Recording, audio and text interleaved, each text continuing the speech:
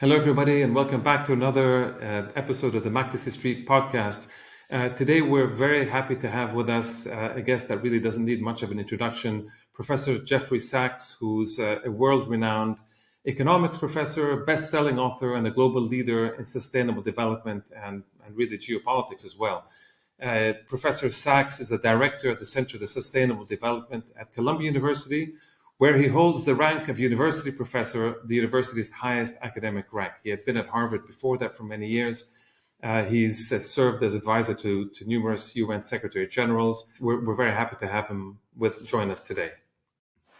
Thank you very much, Jeff, for joining us on the Mac Street podcast. We're honored to have you. I just want to come straight. My pleasure. Thanks. We just want to go straight, start with the global developments, and then talk more about what's going on in the region here.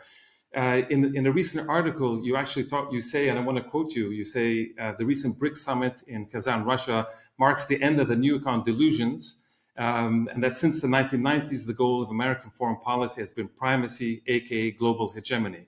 So I'm wondering what this means exactly. So this idea of a liberal international order that the U.S. had been dominating, which seems to be evaporating before our eyes, at least sitting in Beirut, it seems to be disappearing.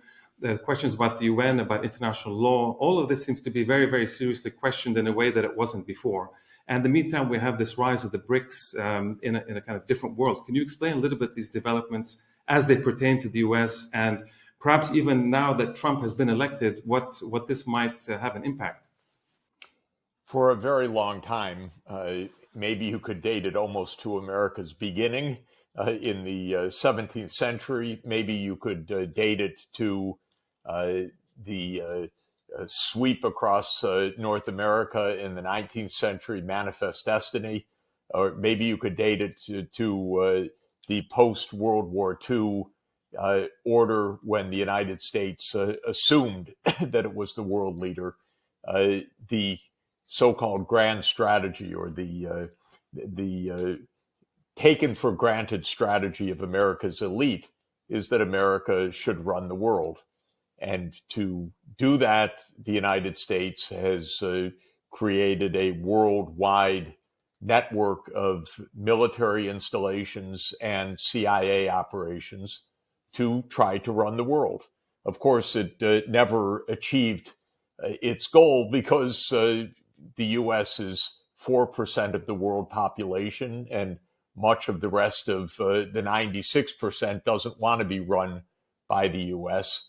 But this aspiration is very deep in the American psyche. It comes with the power and the wealth of the United States, with a very militaristic vision of the world. If you don't like us, either get out of the way or we'll topple you or we'll invade you. And that has been American foreign policy for many decades. I think we should put aside the baby word of liberal in liberal order. There's nothing liberal about the United States. The United States is a militaristic regime that learned its militarism from the British Empire, which was the most militarized state of the 19th century. And the U.S. learned at the knee of the British Empire. And the U.S. has been a militarized state pretty much nonstop since 1945. When the Soviet Union ended in 1991, the assumption of the U.S. Security elites or state elites is, well, we won. Now we are the most powerful country in the world in history. We are not the new Rome. We have surpassed Rome.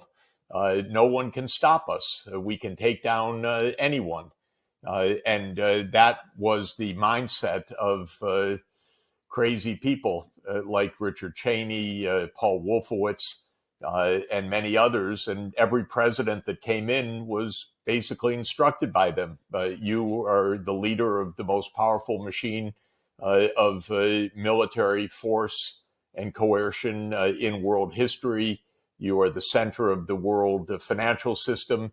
You can turn on and off the financial spigots to any part of the world.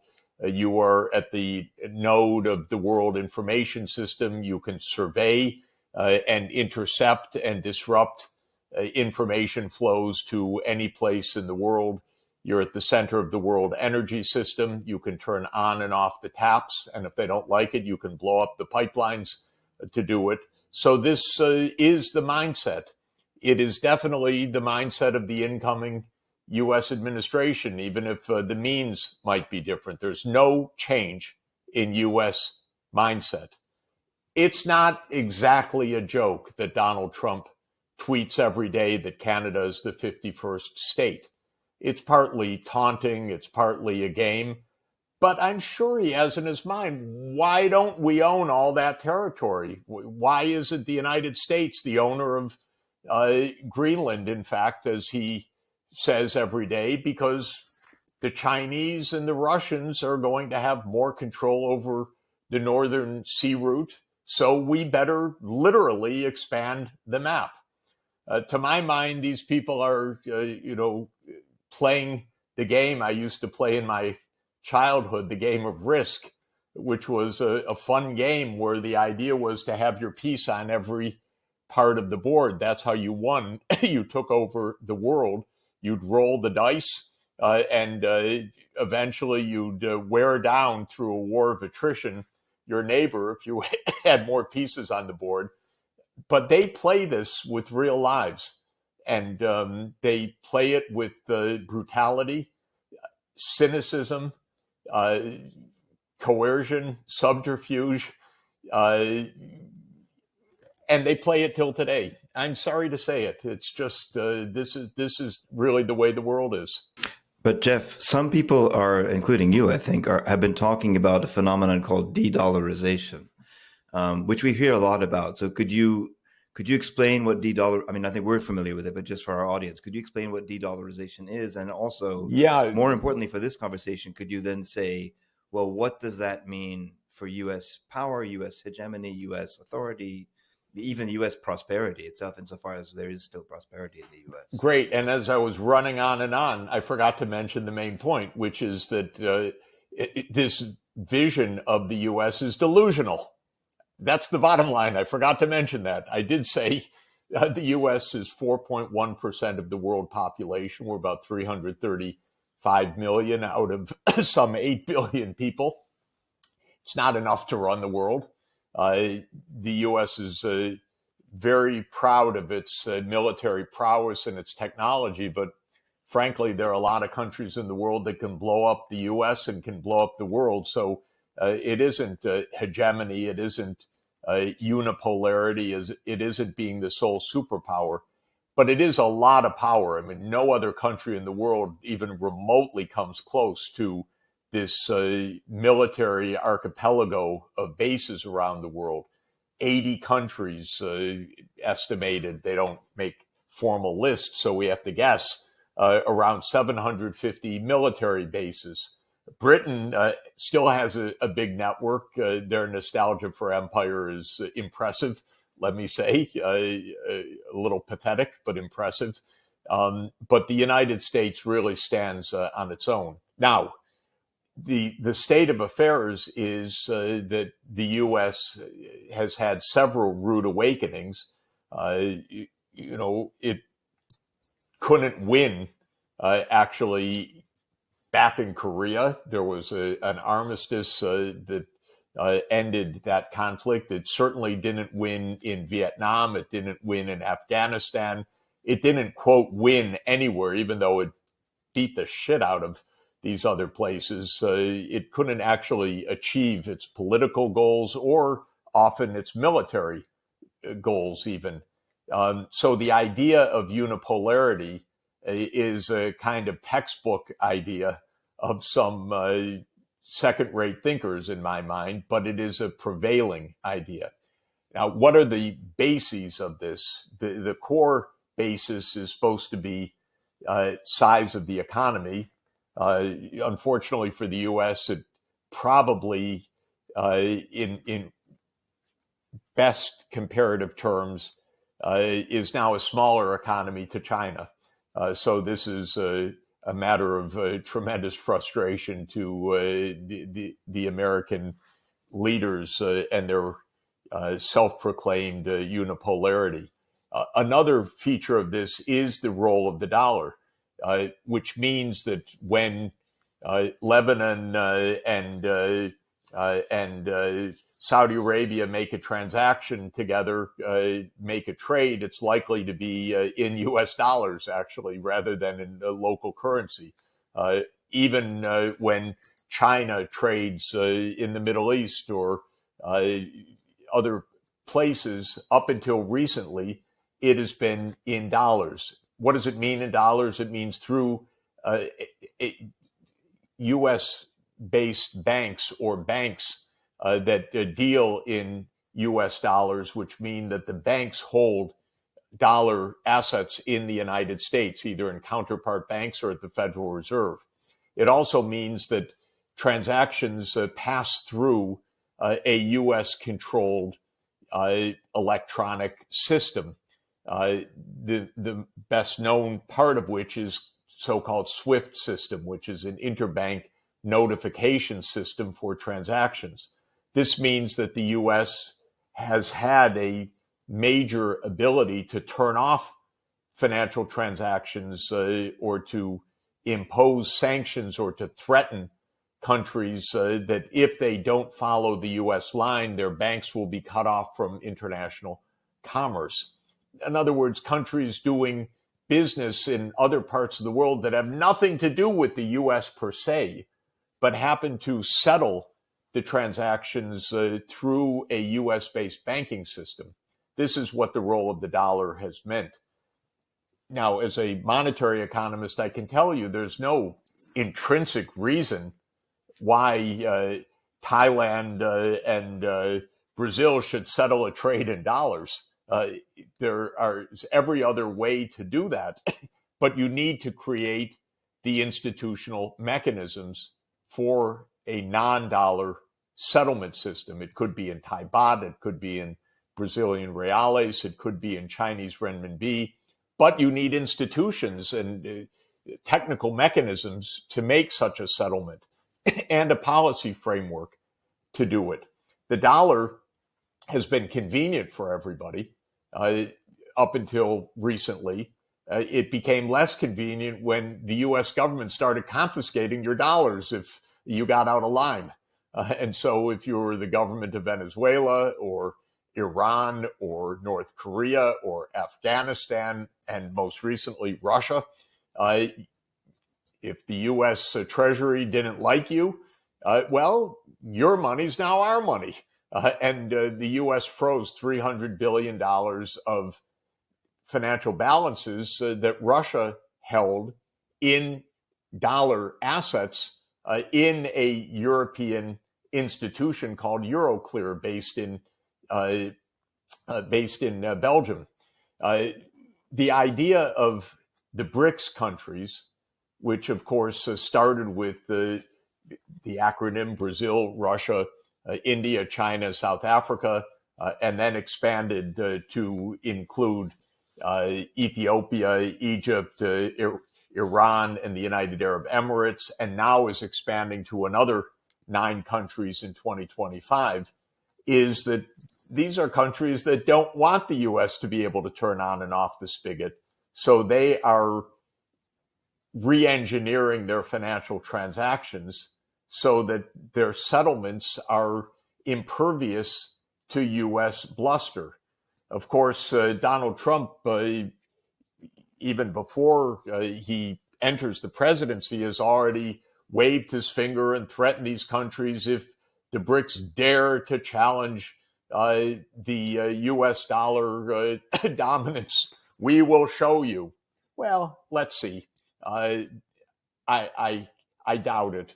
But also, Jeff, like in terms, I mean, the U.S. has been able to finance its debt, which is obviously in dollars, because of the clout of the dollar in world markets, right? So this is another issue, which is, I mean, insofar as the U.S. power is tied to U.S. debt, which is 36 trillion or whatever.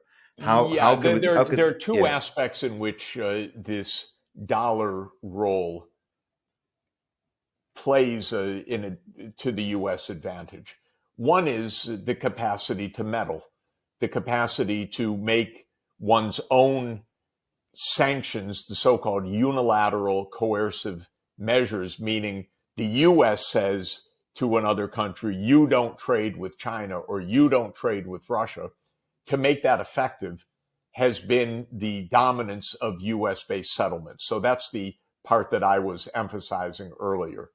There's another part, which is that if other countries are settling in your currency, they will want to hold your assets for their liquidity. In other words, they will want to hold dollar balances, dollar bank accounts. They may earn some interest on that, but rather low interest rates, because they need to hold those balances to be able to do their daily business. So in this sense, the U.S. has had very good financing terms for a long time, but kind of as a drunkard addict of running out your credit card, the United States has built up a tremendous debt because the terms of borrowing have been so easy. And now we're seeing that as other countries don't want to hold their balances, their liquid assets in dollars, they can hold them in renminbi, they can hold them in gold, they can hold them in crypto, they can hold them in other means. The terms of finance for the U.S. will worsen. Interest rates are rising, and that's not, in my view, only because of short-term cyclical factors, the inflation that arose in the context of the COVID disruptions and war. I think it is a deeper fact, which is that what Charles de Gaulle 60 years ago called America's exorbitant privilege is become less privileged as other countries are moving away from dollar reserves and dollar settlements. Now, economists debate, is this really happening? Will the BRICS get away with it? Is it empty bluster? Will Donald Trump's finger wagging be determinative and keep countries back? I can tell you, even within the BRICS, there are hesitations. Oh, maybe we shouldn't go this way. Maybe the U.S. will punish us. So there still is fear of the United States. You know it in the Middle East. I see the U.S. as an arrogant, hubristic country that is a bit diluted in its power. But if you look around the Middle East, a lot of countries are terrified of the U.S. Or think we can't step out of line. They'll kill us, or they won't sell us the F-35s, or we won't get our spare parts for our planes, or they'll bring down our regime. So there is still a lot of question and debate about the trajectory of relative power. It's not so easy to quantify as measuring GDP, but my view is it's going to fade faster than people think. One other fact we should keep in mind, one other part of the debate: does the U.S. have a chokehold on the critical technologies? And there are several that are claimed to be chokeholds, the most important of which is advanced chips, very small 2 or 3 nanometer chips that are crucial for AI, for example.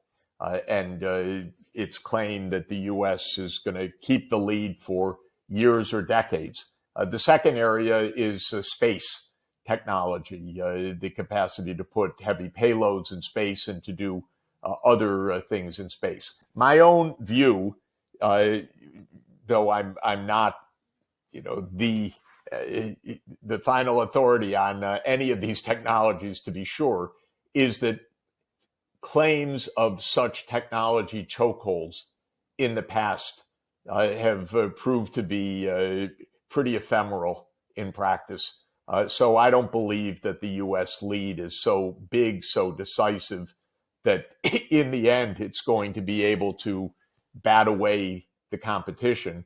I think the dollar will lose its preeminence. I think the BRICS will be a real counterweight. I think China will remain a very powerful, pure competitor, and even larger economy, and certainly a larger industrial economy than the United States. And so my view is geopolitics is really changing, though, of course, the uncertainties about that are real. Every week, I'm looking for it right now on my desk, but I don't see it. Every month, I get a copy of Foreign Affairs Magazine, which is the magazine of the Council on Foreign Relations. I view it as a kind of evidence of deep neurosis in the U.S. because every issue is a proclamation of America's continued and enduring primacy. Every article is a self-confirmation. We're still number one. We're always going to be number one. We're far ahead. China's collapsing. But I view this more like a Rorschach test or a psychological profile than I do a deep analysis of international relations. Jeff, just before we get more into the region here, you've laid out this very compelling argument about the sort of the dollar, the development and the economy and the rise of BRICS and China. But in this larger competition for global hegemony, the question of the military side, so just the sheer number of military bases, the amount of money that the United States in particular puts into its military, we see it in the region. This kind of, every time we think the US, we hear the US is withdrawing from the region, we see it coming back in big force, in part because of, I don't know, we can talk about it later, but the special relationship with Israel, whatever that is, but also in the Gulf region and others, and trying to make sure that China doesn't come in, make sure maybe Russia itself is also doesn't come in as much. What is that? What is the relationship between just the military, the sheer military side versus the more economic development kind of side? How interconnected are they? Which is more important? The military side is fundamental. It is itself based on economic and technological prowess. I would say most of the breakthrough technologies of the last 75 years in the United States were military based. I was thinking, why do we have such shitty trains in the U.S. Where you can't even reliably take a train from New York to Washington without it breaking down someplace? And it's because the military doesn't care. And so we don't put in the technology that China has put in, for example, for its nearly 50,000 kilometers of fast rail. The military just doesn't care about this in the United States. Where it does care, well, we've had the internet, we've had the digital revolutions, we've had microcircuitry, we've had remarkable technological advances, almost every one of which has been originated by the Defense Department in the United States. This is quite interesting. God forbid we should spend some money on human civilian purposes, but we're told by our libertarian-minded politicians that's a waste of money. But if we spend it on the military, it's salute the flag and get the money spent. And there are civilian spillovers as well from it. But it is the mindset, which is nothing is too good for the military. So ultimately, it is the military, because you look at the Middle East, who is on the U.S. sides, where the U.S. has military bases. It's regimes that feel that the U.S. is protecting them. Protecting them from what? From other countries, from their own citizens, who knows? But in any event, it's where the military bases are. What enables the U.S. to have those military bases? Well, $1.5 trillion of security spending per year. If you add up the Pentagon, the CIA, Homeland Security, the other intelligence agencies, veterans, and so on, you're at about $1.5 trillion a year. That's a lot. By the way, it's within reach of China, and it's not a unique number. Of course, Russia can't match it, though Russia's no slouch at this game. Europe doesn't try, because this is part of Europe's system, to be vassals of the United States in trade for protection, a kind of feudal structure of security relations. But this power is real, but in my view, it's not dominant. And Russian technology is really powerful. And even the Houthis can send missiles into Israel. The Houthis, it's Yemen. That's not China. That's not the cutting edge. The Iranians have hypersonic missiles. Pakistan has nuclear weapons. North Korea is an extremely sophisticated, militarized state. The most recent terrifying novelistic scenario of nuclear war, which I recommend to everybody, by the author Annie Jacobson, called Nuclear War Scenario, which is a very science-based account of how the world can end, begins with a missile attack on the United States from North Korea. It's absolutely one of the plausible scenarios. And so the idea that the United States stands alone or unique in this, I think, is hugely naive. And again, though I'm no military expert, I am I think a pretty good observer of technology over the centuries, having studied this for decades. One of the ways that the U.S. and before the U.S., Britain projected its power globally was not only the network of bases, but the Navy. And the Navy was deemed to be key to be able to move assets.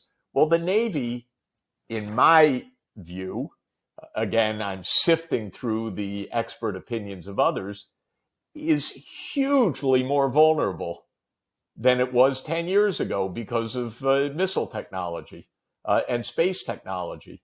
And these big aircraft carriers can be blasted out of the sea, most likely. And they were supposed to be the whole base of U.S. power projection. So I hate the foolishness of American officials blithely talking about war with China in the coming years. But my own view is, if we survive it somehow, because maybe it would be the end of the world, but if we survive it, we probably lose the war, as most war games have shown. Jeff, on this question about the U.S. and the Middle East, to switch to the Middle East a little bit. So you've said that the U.S. is delusional, or U.S. policymakers are delusional in their view of, grand strategy, in their view of a unipolar world that will last, in their view, forever. That seems to be the thinking. But what if we shifted to the Middle East and the perspective of the Middle East, where when people looking from the Middle East, will often say, well, but the U.S. is the dominant power. It has this military capacity you've talked about to bludgeon people into, or at least to try to bludgeon people into submission. So how does your thinking about U.S. delusion square with the reality that we see in the Middle East, which is essentially quiescent regimes, the changes in Syria, the crushing of the Palestinians? Yes, and of course there's resistance as well. So I'm wondering how that works in, on the one hand, and on the other hand, the question of Israel. I mean, is Israel an outpost of the U.S., or is there something different about the Israeli-U.S. relationship? I think both the U.S. and Israel are delusional about the long term. It's true, in the short term, they can kill a lot of people, kick the shit out of a lot of people. And the U.S.-Israeli alliance has been nonstop war. The best way to understand Netanyahu is very simple, in my view, which is that his political movement, the Likud, is based on one idea: never a Palestinian state. And therefore, Israeli control permanently over the land from the river to the sea. And that actually is the charter of the Likud from the very start. The idea that this is a Palestinian chant, not an Israeli chant, is a little bit of the twist of our narratives, but it's the Likud that talks about from the river to the sea, of course, and that's the goal. Then Netanyahu came into power in 1996, and what was the strategy? The strategy was, well, we're going to keep everything. They're not going to like it. There will be resistance.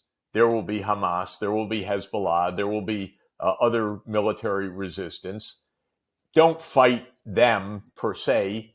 Just overthrow the governments that support them. Because as Netanyahu, I think, rightly said in the 1990s, it's not the militants or what they call the terrorists that are the ones that are the danger. It's their state backers. War is a big business. War is not an insurrection. Sorry. No matter what people think, war is an organized state activity that costs tens or hundreds of billions of dollars and depends on advanced technologies. War is a big game of big players. So Netanyahu's idea was, well, yeah, we don't like Hamas and so forth, but that's not the real story. The real story is the regimes that back it. And I have always been struck by what Wesley Clark told us many, many years ago about his visit to the Pentagon in September 2001.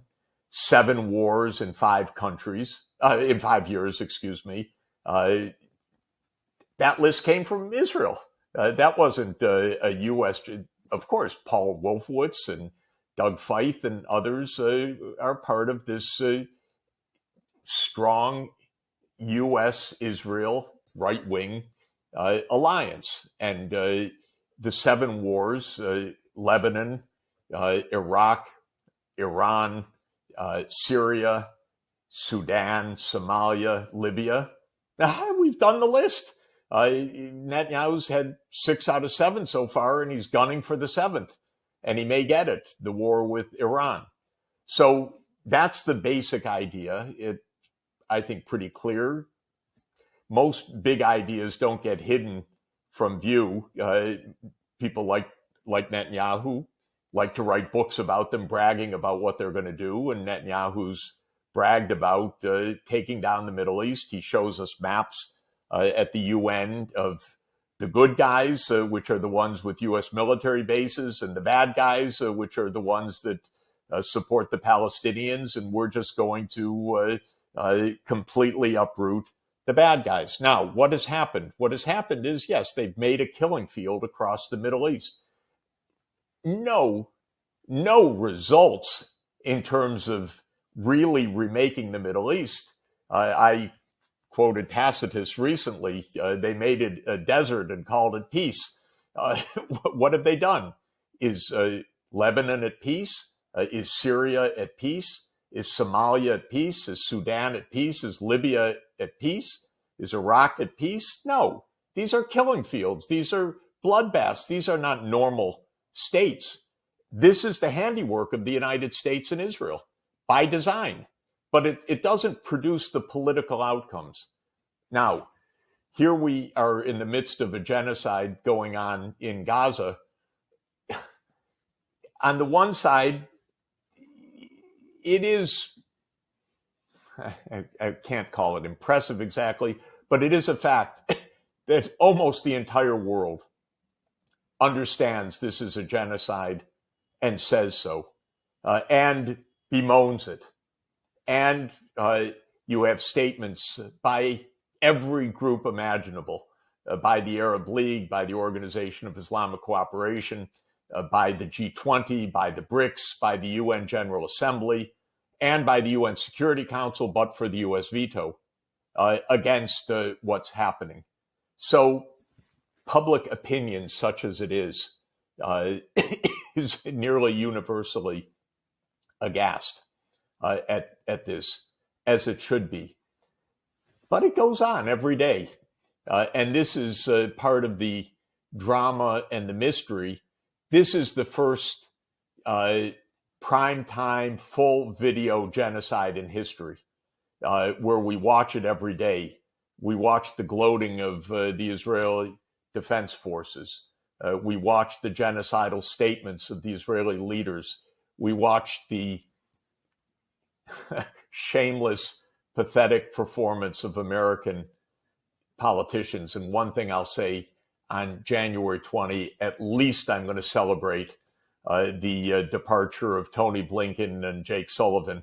Biden hasn't been there for a long time mentally, but these lieutenants of his have really done a job. They are really nasty or stupid or some combination of the two. So all to say, what does this add up to? Well, you can kill a lot of people, but in the end, this is not making, even forcing a long peace. And I don't believe personally that Israel survives this.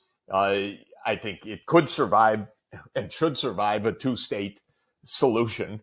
That's what I've advocated for decades and what I continue to advocate even for today, knowing all of the practical challenges. But I don't think it survives as the great regional empire in the Middle East. Zealots have a real way of self-destruction, and this is zealotry at work in Israel. But when you say Israel can't survive, Jeff, I mean, do you mean it as, are you talking sort of ideologically? Are you talking ethically, morally? Or are you talking, since you're talking about power, do you mean in terms of what it's doing now will ultimately be unsustainable in the sort of medium to long future? Yeah, but I should define my terms. I'm saying if we're looking ahead a quarter century from now, will greater Israel be the reality? Meaning, will there be a state of Israel that controls all the land from the Jordan River to the Mediterranean, parts of Lebanon, parts of Syria, if these people have their wish, all the way to the Euphrates, because that's what it just says in Genesis. Do I believe that that's what the Middle East will look like in 25 years? No. But why do you assume that the Israelis want peace as opposed to domination? They don't want peace. Exactly. So no, that's the relevance of Tacitus. They made a desert and called it peace. Right. They don't want peace, or they want peace on their terms. But in the end, Israel will not determine the state of affairs of the Middle East, nor will the United States alone, though it thinks that it will. In the end, it just won't be a Jewish state acting as a regional empire. It's not in the cards. It violates too many international laws, too much global opinion, too much even primitive ethics, not to kill tens or hundreds of thousands of innocent civilians. Most people believe that, actually. We agree with you 100%. I think the world agrees with what you're saying. But the question is, like, when you say two-state solution, could we push you a little bit on that and ask you why, after all that has passed, should anyone advocate for? I mean, the two-state solution, in a sense, is gone because the Israeli colonization of the West Bank and Jerusalem is so extensive. Why not advocate for a single state, given the fact that we're talking about hypotheticals here, a single state where everyone has equal rights? Why should anyone be advocating for two states, one of which would still be, in theory, a supremacist state? Because we are one vote away from a two-state solution that could end killing.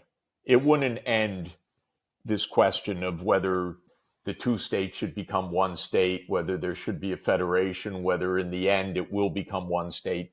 And I think that it may well become that way. I have no problem with it myself becoming that way. But I believe in political terms, there was a vote, basically 170 in favor of two-state solution in the General Assembly, and a few opposed, essentially the U.S., Israel, Micronesia, Nauru, Paraguay, Argentina, and depending exactly on the vote, sometimes Czech Republic and Hungary, sometimes not. In other words, about 95% of the world has said two-state solution. The G20 this year said it. The BRICS said it. The OIC said it. The Arab League said it in Bahrain, last year in Riyadh. The United States is, from a juridical point of view, the only blockade to that, not Israel. Israel cannot veto two states. I am not calling for a peace process, by the way. We've had a peace process for 57 years. I'm not calling for a peace process. I'm not calling for negotiations between the Palestinians and the Israelis. That is the least relevant, conceivable approach. I'm calling for the United States to change its veto, to be aligned with international law, global diplomacy, and the overwhelming opinion of the American people. So this is what I'm calling for. Now, what does that mean in practice? With a sovereign Palestinian state on the borders of the 4th of June, 1967, with control over the Islamic holy sites, with the capital in East Jerusalem, it means that there will be a state of Palestine and a people of Palestine and a place for Palestinians to live. Will it mean eventually one state? It could very well, by the way. It could mean a confederal arrangement in the future. It could mean two states that hate each other for the next 30 years, but don't kill each other. But to my mind, it would mean the end of this Israeli, I don't know, so many words come to mind, but this zealotry and this militarism with the world saying no more. Likud, no. There's going to be a Palestinian state, whether you like it or not. This is not your choice. This is about international law, and this is about peace for all the rest of us. Thank you. And you just have to live with it. Sorry, Jeff, can I just to push you a little bit more on this? From where I stand, there seems to be a bit of a contradiction, because we're saying that there's delusion and that we have this U.S. now under Trump, but under Biden and Trump, and you've argued for a long time that there's this kind of continuity, especially certainly when it comes to the Israelis and it comes to the Middle East. So on the one hand, the U.S. is getting even more pro-Israeli officially, not in public terms, but in official terms, more weapons. Even now, Biden is sending another $8 billion, even now, as sort of as his goodbye gift to Netanyahu. Even now, to this day. We have this, we have the kind of Trump appointments that are coming in are, these evangelical types, these people that believe in greater Israel, people that, all of this. And on the other hand, you're still coming back to saying, well, we need to get the U.S. to remove its veto. What is it that's changed? I mean, how are we defining it and analyzing it so incredibly well and so realistically, in a sense, and at the same time coming back to a policy that says, okay, but still we're going to ignore all this and we still want the ideal solution, which I agree, most people in the world might want that. But if the U.S. continues like this, what is change? Where do you see the change that's going to get the U.S. to remove its veto? If you ask me, is what I'm advocating likely to happen? No. I'm perfectly prepared, as I have been throughout my whole life, to say what I believe, even if I don't think it's likely to happen, because I think it's the right thing to do. So I just want to clarify, I'm not making a prediction that this is about to happen. It might. The argument I'm making inside the U.S. is that Donald Trump wants to make America great again. Well, maybe the first step would be American sovereignty, because I don't believe any of this has been in America's interest. In other words, this isn't some great accomplishment of the U.S. To have led to $7 trillion of debt and mass bloodshed and diplomatic isolation of the United States through 6 wars that Netanyahu has called for. I'm trying to say this is not in America's interest. It also happens to have the, let's say, the added feature, which doesn't matter very much, I admit, but the American people don't want us to continue being accomplices to Israel's genocide. I say that it doesn't much matter because America is not a democracy in any operational sense when it comes to foreign policy or much else, by the way. It's a highly corrupted plutocracy. But when it comes to foreign policy, it's not even remotely a democratic institution. We're lied to every day. There's no deliberation. There's no attempt to discern the public views of issues, none at all.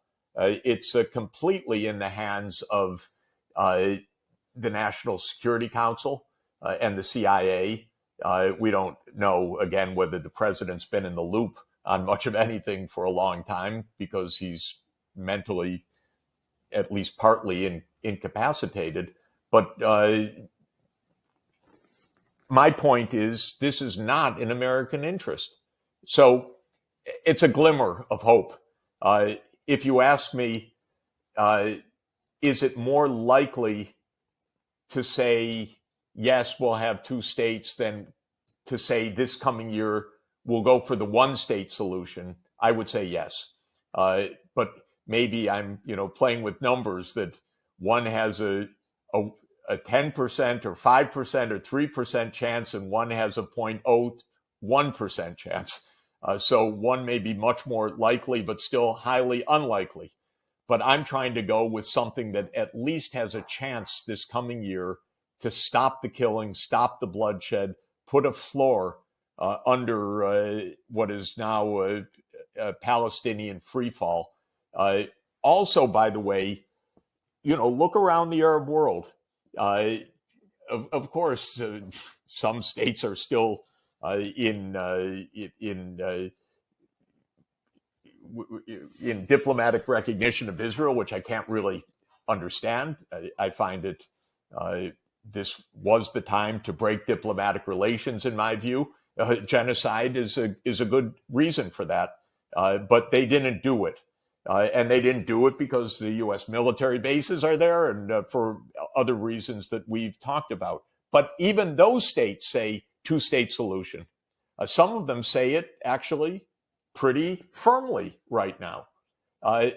If the Arab world, maybe this, I don't know if you'll laugh or cry or whatever, but if the Arab world actually got its act together and said, we have leverage, we've waited 100 years for that. It hasn't happened yet. But if it did happen, that really could change things, by the way. If Donald Trump heard clearly from the entire Arab world, and it's not impossible, look, don't play games anymore with us. Don't bribe us with your F-35s. Don't bribe us. Don't talk about the Abraham Accords and what it's going to mean and try to pull us apart one more time. Our position is the following.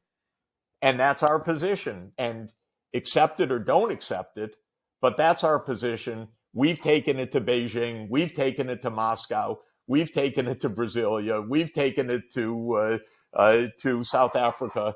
That's our position. You know what? That would actually make a difference. It would make a difference. Sorry, so much of what you're saying here is so admirable in terms of, pursuing a noble ambition of peace and so on, and obviously we share that ambition towards peace and justice. But part of what's happening, and you put your finger on it too, is there's also increasingly a gap between U.S. popular opinion and the policymaking establishment run by the lobby in Washington. Our last guest before you was John Mearsheimer, incidentally. So we're talking all about this. But the crisis we see on our campuses, you're at Columbia, I'm at UCLA. I mean, like our campus is I mean, I know your campus is like a, fenced off from the world now. Our campus is essentially patrolled by riot police. This level of suppression that's going on now, it seems to me that more and more people are aware of what's going on at the popular level, certainly on college campuses. So isn't this the best moment to say what we want to pursue is what we really believe in, at least what I really believe in, and I think my brothers share this too, is a one democratic and secular state where all citizens can be equal. And like, why don't we, like, if we're pushing for an ideal in the face of viciousness and violence and genocide, why don't we push for a true democratic, just, equality for all kind of situation, rather than a two-state solution that we all know is gone.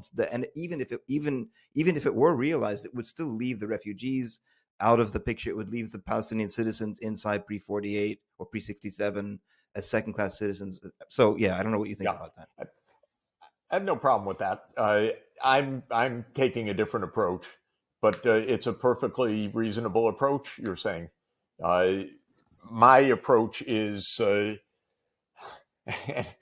again, all of it is against the odds. Your approach, my approach, believe me, it's against the odds. You know it too. But my approach is change one vote because it's in the U.S. national interest to change that vote, and go with the fact that we are with the overwhelming sentiment of humanity to act now. So that's why I'm taking the approach that I am. But I understand what you're saying completely. I don't disagree with it either. Okay, Jeff, I know we need to wrap. It's interesting now, as we record, we have Amos Hochstein, who's in Lebanon, Biden's mediator, supposedly, for the. And what's interesting is that he's, of course, an Israeli citizen too. So he's an Israeli American, and that you can't make this for us, stuff up. You can't make it up. I mean, it's literally it's almost impossible to understand where American policy starts and where Israeli policy ends, and it just seems to be literally embodied in Amos Hochstein. And when he comes in, he's sort of and here, Douglas Feith and Paul Wolfowitz and many others along the way. That's right. So let's hope that what we're ending with in a sense. But I think that the point I would make is I'd make a general point about American politics that I think is worth making. This strange fact that Israel captured American foreign policy is not unique in the American political milieu. American power is for the buying, basically. And not only on the question of the Middle East, but on the question of the health sector, on the question of the military industrial complex more generally, on the question of big ag, on the question of finance. And the American system is a very interesting system. It's an extraordinarily plutocratic and corrupted system where money buys you ownership. Our government basically is now owned and operated, and it'll be interesting to see. It's owned and operated by Silicon Valley this time around. This is the big purchaser. They basically have the big prize. Okay, it's a dynamic sector of the U.S. It's quite interesting. On the other hand, it's increasingly in line with the military also. So I have a lot of worries about it, that maybe we're seeing Orwell completely come to life this way in the version of Palantir and others. But you buy American policy. And by the way, at a pretty low cost. It's not like AIPAC, for example, spends all that much money.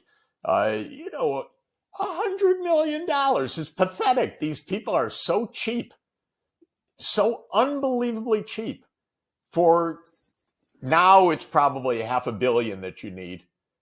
You buy tens of billions of dollars of armaments. You buy whole wars out of this for nothing. I mean, you can't get leverage like this almost in any other business venture in the whole world.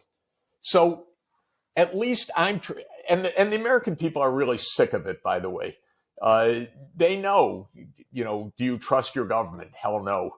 Do you trust the Congress? Well, 10% say yes, but that's because 10% will say yes to anything you ask. But nobody basically trusts the Congress at all. Do you think politicians act in the American interest? No. Then you go to specifics. Do you support American foreign policy in the Middle East? No. And so on. What's the lesson? Well, one lesson could be, if you're an investor, buy into it.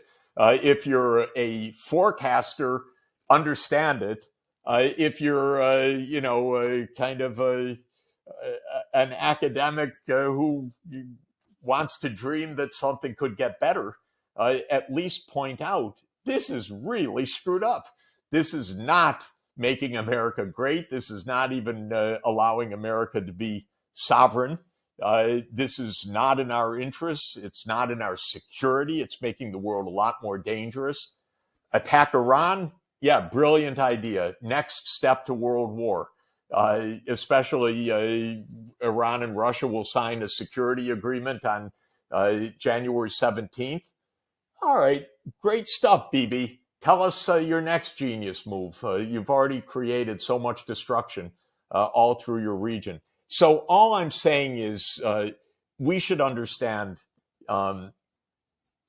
arguments about what's right and wrong, legal, not legal, in American interest, not in American interest, may or may not be relevant at all. But at least for me, it's just about the only thing I have is to try to say this makes no sense. We need to do something different. Professor Sachs, thank you so much for joining us on this podcast. We really, really appreciate all your insight and look forward to listening to all your other podcasts. We know that you do this regularly, so we really look forward to following up on you on this. Well, Thank great to be with you. Thanks so much. Thanks for such an interesting discussion. Okay, guys, I thought this was a really interesting discussion with Jeff Sachs. I know we were pushing him towards the end, especially about the question of Palestine and the question of two-state solution versus, I don't know, one state or whatever one wants to call that. Osama, I know you had something. What is it? What do you think?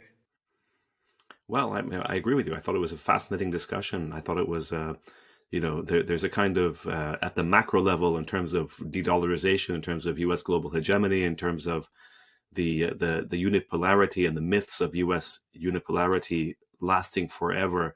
I think that is, he's very strong on that. And then when it comes to Palestine, as he said there's a genocide going on. It's awful. We all agree, of course, about that. But then the solution is a two-state solution. And I kept thinking, so incisive at one level of analysis, and then it struck me as more sort of idealistic in a certain kind of way of a two-state solution. Yeah, but he admits that no longer. In other words, he's very clear. Like for him, the two-state solution is not something that's a practical or achievable thing because of all the obvious. So when I was talking about the one-state solution, I get it. He said yes, that's. But for him, it's like this. But he said that's your point of view. But the point is, it's like and it's what I'm saying. Like he recognizes that. So for him, the two-state solution isn't so much an actual solution. It's rather something to say, it's one step along the way because it's the one UN, step. It's one step towards something better. Yeah, because the UN, Karim, right? This is your bailiwick in the sense that the UN, the international community has overwhelmingly endorsed this so-called two-state solution, Karim. So my understanding is that he's saying, well, that's the least. That's what Norman Finkelstein also says, by the way, Osama. That's always Finkelstein's line, is that there are laws backing the two-state solution. There's nothing in favor of the one-state. But this is true. This is true. The simplest thing. Yeah, but that doesn't. So what? Now, let me just say, in other words, from somebody who operates within the policy world, which is where Jeff Sachs is, right? He's always on that level. He's dealing with leaders all over the world, all across the world, from China to the global South to the West to wherever.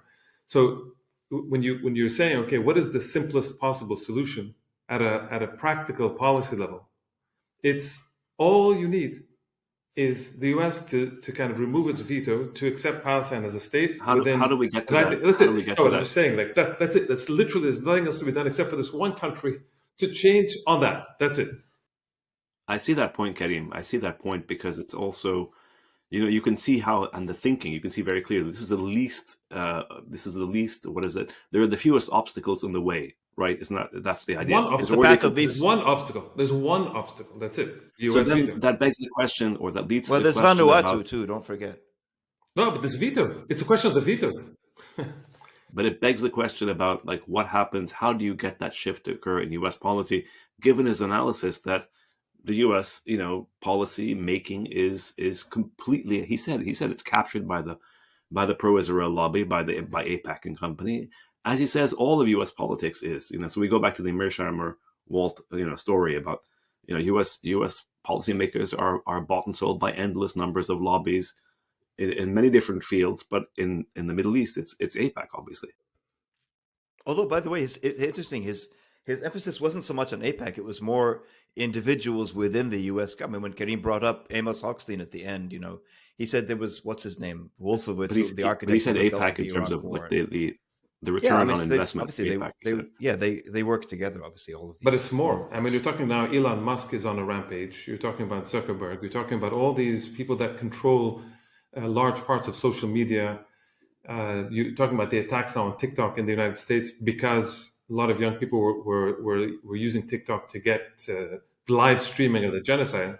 The lobby said it must go. Exactly. So, and all this becomes clear. So it's not just AIPAC per se. It's that whole kind of constellation. And I think what he was suggesting at the end, and what I think we always talk about here, is that there is a shift in the public discourse. There's a shift in the public opinion, not discourse, in the public opinion in the United States, and that at some point, hopefully, will have some kind of bearing on the U.S. obstacle in terms of removing its veto or not. Beyond that, that's where we got to. Yeah, that's where we got to with our discussion with John Mearsheimer last week. I mean, he's not Palestinian. He's not Palestinian, so he's not going to say, "Well, you have to pick up guns and fight," and there are other ways to do it. That's for I understand, but can we just wrap on this point about look, you're in Beirut right now, and you're surrounded by people. I am sure, given the media that we're reading, you're surrounded by people who are like Hochstein, gloating and crowing with the sense that victory has, been achieved, right? Am I wrong about this? And so I'm wondering, how do you reconcile that view in the region, especially among the more conservative forces that are allied or tied or subordinate to the U.S.? How do you reconcile that view with his view that the U.S. is delusional? I mean, that to me, I'm just keep trying to. I struggle with that all the time. Well, it's a short term. I think the idea is a short term versus a longer term thing. I think it's very easy. It's not difficult to say the Israelis won and the Americans won in this sense, and Hezbollah was defeated and Iran is weakened, and of course this is. I mean, at a certain level, it's pretty easy to say that, and they're making use of that to try to shift from this kinds of what appears to be certain kinds of military victories into strategic ones or political ones, and that hasn't happened yet. So what I will point out is of all the gloating, yeah, there is gloating in a lot of circles in Lebanon that Hezbollah was. There's not so much of the pro-Israeli; it's that they want to see the kind of ending of Hezbollah as the main force inside Lebanon. That's true. On the other hand, Hochstein did come in. And he did give a speech today, or a press conference, and he did say the Israelis are going to withdraw. And the Israelis have said the same. So you're in this thing where within that 60 days, within the truce, if the Israelis do withdraw, what is the implication to you? The implication is, when you look at Syria, you look at Lebanon, you look at these countries, you see, and look at the West Bank, you look at Gaza, you see that the country that resists, and this is Lebanon in particular, let's say, the Israelis withdrew. In Syria, there was no resistance. They've taken it and they've expanded, and there's no way that the Israelis are going to withdraw. Forget the Golan Heights. I'm even talking about Mount Hermon and the other places that they've taken. When are these guys ever going to withdraw? In Lebanon, they're going to withdraw. At least I think they are. And so what does that tell you? So yes, you can go on the gloating all you want, but on the ground, you can also see that there was a if you don't want to say military victory for Hezbollah and the resistance on the ground in the south, you can certainly say the Israelis absolutely failed to achieve their main military objective, which was to destroy Hezbollah militarily speaking, not in the kind of ground, not in leadership and decapitating and killing Nasrallah, all of which were massive blows, don't get me wrong, for the larger political and strategic things. But on the ground, in terms of the military, they did not win in the south.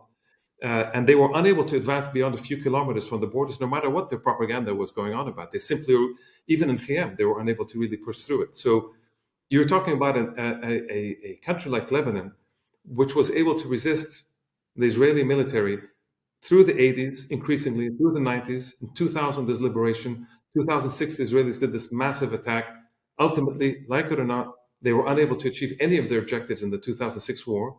Hezbollah gets stronger, and that's part of their demise. Ultimately, is the fact that they became too big, too strong. They went to Syria, they grew, they became a massive bureaucracy, and so they were infiltrated more. There was more corruption inside. There was all sorts of things, and this is things that they're going to be dealing with right now. But in Lebanon, in the core military resistance part in South Lebanon, they held, in a sense, the barbarians to bay. They did that, and so with all the gloating that takes place, we cannot forget that is a fundamental aspect.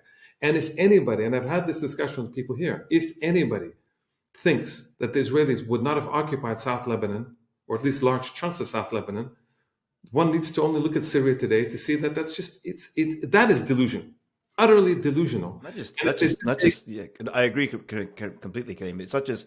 They've also been talking about southern Lebanon since the 1950s. For 100 years. No, more. For 100 years. No, but like that's in textbook. I'm talking about in terms of policy. They've long wanted to occupy South Lebanon, south of Litani, take the water, install a puppet government in Beirut. Like this is like going back. They to wanted in Moshe World War Sharet's I. They wanted the borders of Palestine to be at the Litani River. I understand. Palestine borders. That's 100 years. I'm agreeing with you. I'm completely agreeing with you. I would also add, by the way, same thing in Gaza. For all the devastation that they've inflicted on the people of Gaza, they're unable to accomplish their prime task, which is destroying or eliminating Hamas. So in other words, they have we've said this many times on this podcast. They have a capacity to inflict massive harm, but that does not necessarily translate into the attainment of political objectives. That's what Jeff was talking about when it comes to the U.S. They can kill millions of people. That doesn't mean they win, right? So we have to disaggregate the infliction of harm from the accomplishment of military or even political objectives. I think that's important to bear in mind. Yeah, I think this is a good place to start. I think it depends. I think it depends also on the timescale we're using, because at a certain sort of timescale, you could say that what he was talking about, Jeff was wrong when he said that the Arab states have never used their leverage. It's not true. I mean, they did try. They tried it once. They tried in 73. No, not just in 73. They tried, but also they were part of a UN bloc. They did vote in the 50s and 60s. Come on, yeah, but that was not true that they didn't. They didn't. I mean, Abdel Nasser. By the way, also the Arab peace plan. I mean, like it or not, that was the Arab attempt to reconcile what they saw as a reality and say, okay, let's just deal with it. 67, exactly. 2 states, and they were ignored we completely. And they were ignored completely. But the point is that there was this leverage in the past, and the question is, how do we get back? I don't know. I feel that there's so many different levels of analysis that we're operating under. But from a U.S. perspective, you could say that the Arab position has been defeated, or was, in terms of a shorter, like if you take it from where the Arab states were in terms of their discourse in 48 versus where they are today, you could certainly say the U.S. has, quote, officially won. But it hasn't, of course, eliminated resistance.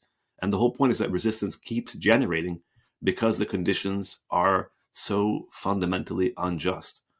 Does that make sense, guys, in terms of when you're talking about like... Yeah, but if we connect this to the first part of the conversation with Jeff, if you say also some of the threats to American economic power, which is the basis of its military and political power, which are coming. Yeah, correct. At some point that also raises questions for how long can the U.S. literally how long can it afford to do what it's doing, and hence how long can... Yeah, I know that's what I'm saying.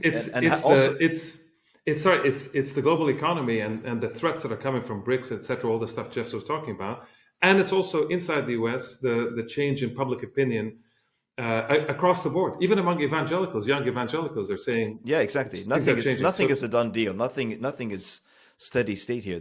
One last point, I think one last point, and this to respond to Osama as well, is that one lesson I've drawn is not that the Israelis are actually very, very weak. Without the United States, the Israelis would not have been able to do anything. Absolutely. Not in Gaza, not in Lebanon, nowhere. It's absolutely, this is more than ever. The Israelis not even protecting themselves from Iran. October 7th, they were unable to protect themselves. No, from Iran too. Like that whole the missile missile from Iran. But I'm talking even October 7th. We're talking about what they ended up doing in Gaza would not have been done without the United States, without Biden in particular, and Blinken and Sullivan, and Who Jeff just gave them Trump. another $8 billion, by the way. As That's a right. parting Just gift. right now. That's right. This is the definition, guys. This is the definition of a Pyrrhic victory for the Israelis. No, there's no victory. Insofar as like they're gloating about their victory. It's Yes. so how Pyrrhic is it? And when you say the Hochstein was gloating, this is all Pyrrhic victory stuff. Yeah. Hoxton, by the way. But with the human cost, unfortunately. Oh, obviously. Yeah. Yeah. Hoxton was last seen at Starbucks getting a coffee at Starbucks, and some Lebanese going and telling him, "Oh no, please, you don't pay here. We're Lebanese. We're hospitality. We don't let anybody pay, any guests pay." So the country is split in that sense. Before we wrap, I just wanted to ask our listeners, our audience, please, if you could give us a review both on YouTube and on Apple Podcast or wherever you're listening to the show. Basically, Not a review, a good review. Good review. Well, obviously, a good review. Because it helps not for our vanity, but because it does help improve the visibility of the show. So if you're getting something from this show, from all these guests we've had, from our own discussion and analysis, please, if you can rate the show and give it a review and support it, including if you can support it on Patreon, which basically we use to cover the expenses of producing the show. That would be very helpful, because if you like what you're hearing, then having more people have access to it will hopefully benefit others as well. Where do you get Patreon, Sari? Where do you get the Patreon? Because I think a lot of people can't find it. It's in the link. It'll be in the show description below. It's in the show description. It's in all. So you can also go or go to Patreon and just look for us there too. But yeah, thank you very much, everyone. Thank you.